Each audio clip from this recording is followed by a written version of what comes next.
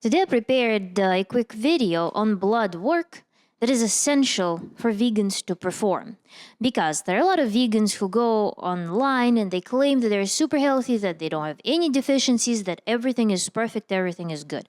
But the truth is that, first of all, it's nearly impossible to request certain types of blood work at normal medical institutions out in the Western countries. And second thing is that many people are not aware of certain types of blood work that actually does show that there are some problems. Because if you just measure contents of certain nutrients in the bloodstream, they tell you nothing. You cannot derive any information about the status of your health and your status of deficiencies, how well nourished you are. And today I would like to tell you what you can try to request from your doctor as a vegan. And notably, you should do all this blood work prior to going vegan, such that you have your personal baseline. Because yes, reference ranges, they may be very informative, but there is nothing better than tracking your health relatively to your own health, such that you can monitor the progression. And another note here is that everything that I will be talking about today is worth doing every 6 months to once a year, because the changes that happen on a vegan diet, the cliff where you go from, oh, it feels great or it feels fine, to it feels terrible, and I don't know why. It may happen very rapidly. It can happen within just a couple of months when you exhaust certain key nutrient. If you would like to rebel against any of the points that I'm bringing up in this video, please refer to the playlist Vegan Deficiencies First. Everything that I'm saying is based. And you will find all the reference necessary to validate my statements in that playlist. Thank you. And today I would like to give a list of blood work that you have to do. If you can, because many doctors, they're not aware of certain things and they're very reticent to actually order certain blood work. And another aspect, of course, is that you need a ton of money to sustain this analytical process, because it's all expensive, might be costly depending on your medical insurance and where you live. So collect money and plan to do this prior to going vegan, and then in recurring fashion as a vegan. And the first type of blood work that is essential for every vegan is on top of general blood work, on top of classical vegan panel that comprises B12 test and anemia test, like some iron transfer and ferritin binding capacity and so on and so forth. The first one is homocysteine. It's the most important blood work that you must do as a vegan.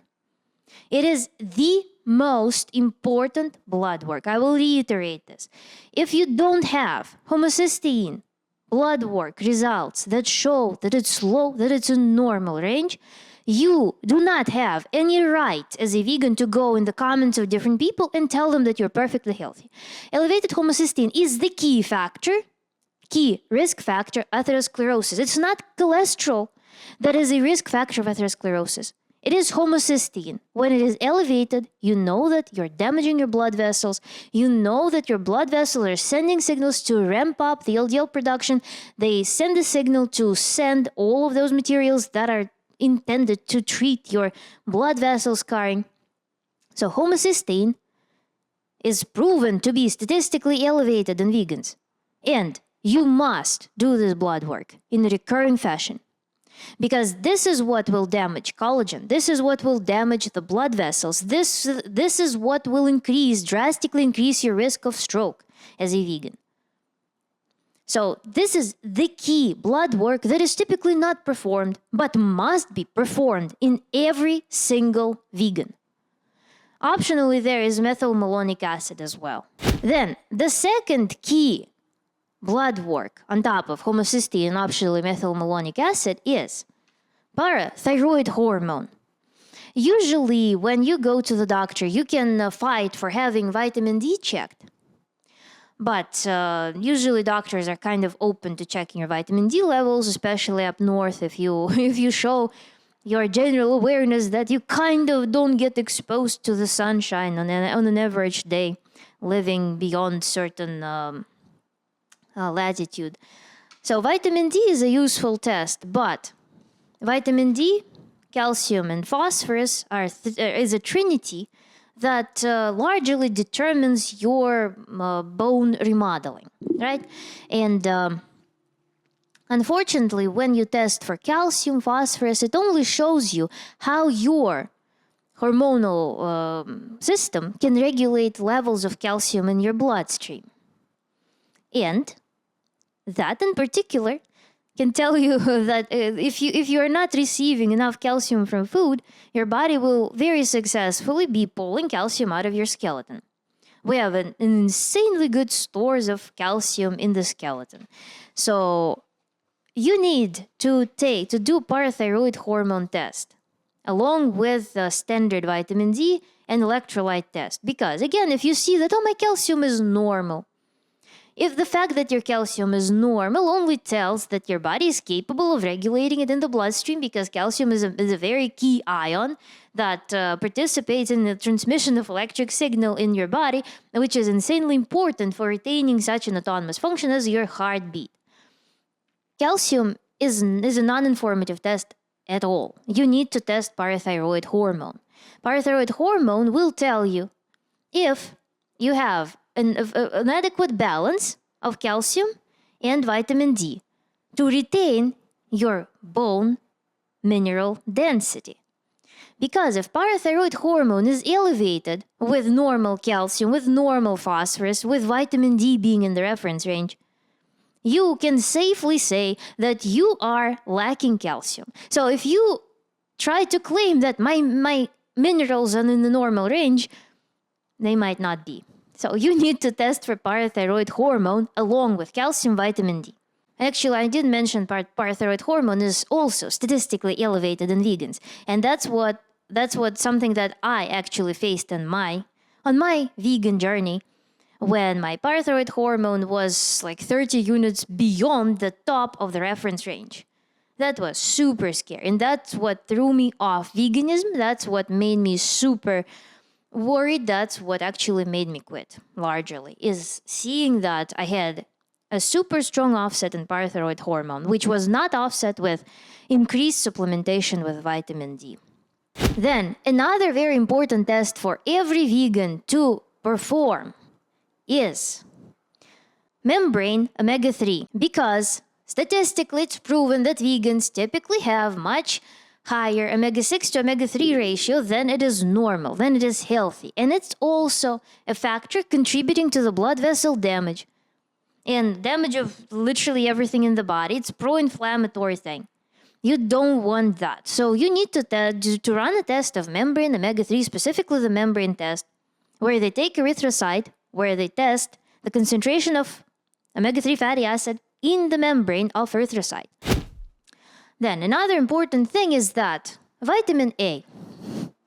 The golden standard for vitamin A testing is liver biopsy, because whatever you have in your bloodstream, if you have some temporary abstinence from dietary sources of preformed vitamin A, if you have liver stores of vitamin A in your body can spend several months pulling out of those stores.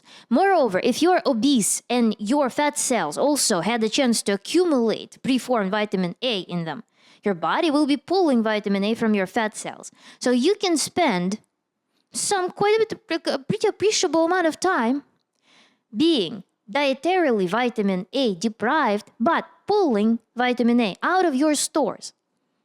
And then the moment your stores expire with the same diet that you're following, some vegan diet, you eat like carrot, you eat some sweet potato, but you're not transforming all of that into the normal bioavailable vitamin A adequately, because again, genetics of most people are not vitamin A friendly, let's say, beta carotene conversion friendly. You may have this cliff when something suddenly becomes very bad, when suddenly your all your mucous membranes start malfunctioning, when suddenly your gut lining becomes malfunctioning, because again, vitamin A is critical for retention of healthy mucous membranes in the body. And again, blood test will not show you anything until it's too late. You need to do liver biopsy. Or there's also another method, is when you have dose response test, when you get administered vitamin A and doctors assess how the levels vary in your bloodstream. You need to perform that test, blood test serum vitamin A does not tell anything. So this is something that you all should be aware of, and you should discuss this with your doctor, because your doctor should be aware of that. Then another thing that you should perform regularly is dental checkups. Because at some point, again, when your homocysteine is high, when you have been calcium deprived for quite a long time, and again, bioavailable calcium on a vegan diet is found in one food, bok choy. Bok choy, that you need to eat literally every day in large amounts. Your body will start pulling calcium out of your bones, out of your teeth. So your teeth are at risk of damage. Plus also, when you're on high carbohydrate diet, your saliva will be acidic. And plus also, when you are vegan, you usually eat pre-breakfast, breakfast, post-breakfast, pre-lunch, lunch, post-lunch, pre-dinner, dinner, post-dinner, and then night snack, usually, because people are just running on sugar fluctuations. And the nutrient density is very low on a vegan diet. So you have to eat a lot. You cannot just do OMAD regime, for example, on a vegan diet. You eat a lot. So your teeth never have a break. They never have a chance to restore themselves, because you're either subjected to sugars from food, and again, starches immediately transition to monosaccharides under the influence of your saliva. Then your saliva starts containing sugar when you have a lot of sugar in your diet. And then also, whatever sticks to your teeth, those carbohydrates, they start being consumed by the bacteria in your mouth. Bacteria produces acid. So you constantly maintain this acidic pH in your mouth that starts damaging the teeth. And then also combine that with the mineral deficiency, likely with malabsorption of vitamin D, inability to metabolize vitamin D properly, with cholesterol deficiency, with deficiency in fats and cholesterol that actually allow you to absorb all the vitamins that are necessary for retention of strong bones and strong teeth, you are at risk of damaging your teeth. Visiting the dentist twice a year is very important, with x-rays to see how interdental spacing behaves in response to your diet. Because also, changes in your teeth and your dental tissue may happen very rapidly because you exhaust the nutritional stores in your body, often all at once. There's like one key factor that your key vulnerability area, individual to you, that will get exhausted and everything will fall apart in an avalanche regime. Then another nutrient to test for is, of course, choline. Choline has been in the shadow. It was kind of like rather demonized nutrient for a while, but choline plays a key role in methylation reactions, in conversion of B12, in maintaining your brain health, your cardiovascular health, everything. So choline is also an important test. But again, the most important test in this realm of things, in this realm of nutrients, of course, homocysteine, because elevated homocysteine can indicate that you have imbalance in amino acids, which is methionine. Methionine you also can get tested, because methionine in vegans is also statistically proven to be lowered. So methionine, deficiency in methionine, then you can have deficiency in choline, vitamin B6, and vitamin B12, and in folic acid as well. So those 5 nutrients can skyrocket your homocysteine. And those are found in animal foods on a balanced animal-based diet, when you have organ meats, when you have muscle meats, and stuff like that. So this is regulated very quickly. Homocysteine can be regulated very quickly when you intervene dietarily and start eating nutrient-dense foods that supply everything that's needed for healthy regulation of this protein. Another thing that you need to keep in mind is sex hormones and thyroid hormones. Those must be monitored in dynamics. Preferably, you should have this data before going vegan. And then on a vegan diet, you should do this blood work in recurring fashion, because also some women, if you are not very familiar with your cycle, if you don't have a habit of tracking your cycle, then you might not be aware of how you're doing hormonally. For women, again, there is an advantage that you can monitor your hormonal health by monitoring your ovulation, monitoring your cycle. For men, however, having a transient array of data for testosterone may be quite important, quite telling, because again, lack of steroid hormones will screw up your entire physiology. And actually, lack of testosterone will contribute to degradation of multiple functions in your body, and especially in combination with elevated homocysteine. So be mindful of that. And then thyroid hormones also, not everybody's capable of hitting the balance between like different minerals. For example, not everyone will be eating seaweed regularly. And then for some people, it's also not going to be the only necessary intervention in a vegan diet. For example, introduction of seaweed with iodine. You also need to make sure that you're hitting this necessary amount of selenium, which is not particularly hard on the vegan diet because selenium is quite bioavailable from coming from Brazil nuts. That's what I was doing. I was daily eating a lot of seaweed and a lot of Brazil nuts for specifically protecting my thyroid gland. And then another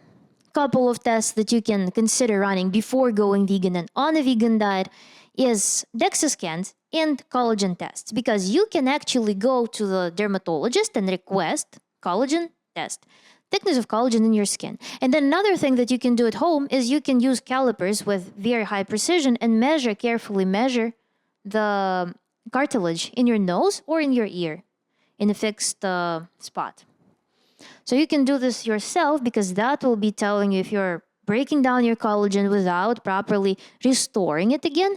And then DEXA scan will be quite handy for everyone. Usually DEXA scans are prescribed to postmenopausal women or people with some significant disorders, diagnosed disorders, typically later in life. But veganism is preview of your old ages. So you effectively are an elderly when you're on a vegan diet. So it's important to run DEXA scans as well, because your bone mass will be decreasing on a vegan diet, likely, again, given that if you have elevated homocysteine, your bone matrix is largely composed of collagen, and plus also with mineral deficiencies with your body trying to balance calcium by pulling it out of the bones. That's also going, so you're going to reduce mineral density and you're going to break down collagen in the bone. So vegan diet is the most dangerous protocol specifically for bone health. So that's why it is important to consider DEXA scan as well. Insist on that. Talk to your doctor. Do whatever it takes to get this test done, because this will be a quite useful metric for you. Do it before veganism and after, let's say, a couple of years of your vegan experiment. And then, of course, would be interesting to monitor your triglycerides, LDL, HDL, because vegans typically lose HDL. It lowers because it requires consumption of complete protein to properly regulate HDL. And also, if your LDL gets anomalously high, this should concern you, because this may indicate that you actually have high homocysteine. And since doctors are typically very willing to test your lipids, you should actually, if you see anomalously high LDL or elevated LDL as a vegan, it should tell you that you should go to the doctor and demand that they prescribe you, they forward you to homocysteine test. Because elevated homocysteine tends, and in general damage to the blood vessels, sends signals to crank up your LDL production. That's why it might be it might be your getaway to actually getting prescribed homocysteine test. If you don't have a possibility of testing it on your own, going to some private lab, just paying and doing whatever it is you need. So here my list concludes, and I would like my fellow ex-vegans or medical specialists to write down what you would add to this list of tests, because this is what I'm aware of so far, but maybe there are some other interesting things that vegans should be looking into that are not typically talked about in the media, in the pop science, in the medical sphere, because I notice a lot that a lot of doctors are not competent in handling vegans. A lot of doctors, they're not competent in handling certain things, certain health deviations that kind of prevents people from receiving real preventative care. And unfortunately, prevention of certain problems is fully on people. And that's why we should empower each other in spreading the awareness of what might be necessary, what we might insist on getting from the medical system, from the medical services. So share in the comments, and actually share also if you had experience doing certain interesting blood work from my list, and what it showed when you were a vegan, and then after you quit. Thank you for watching.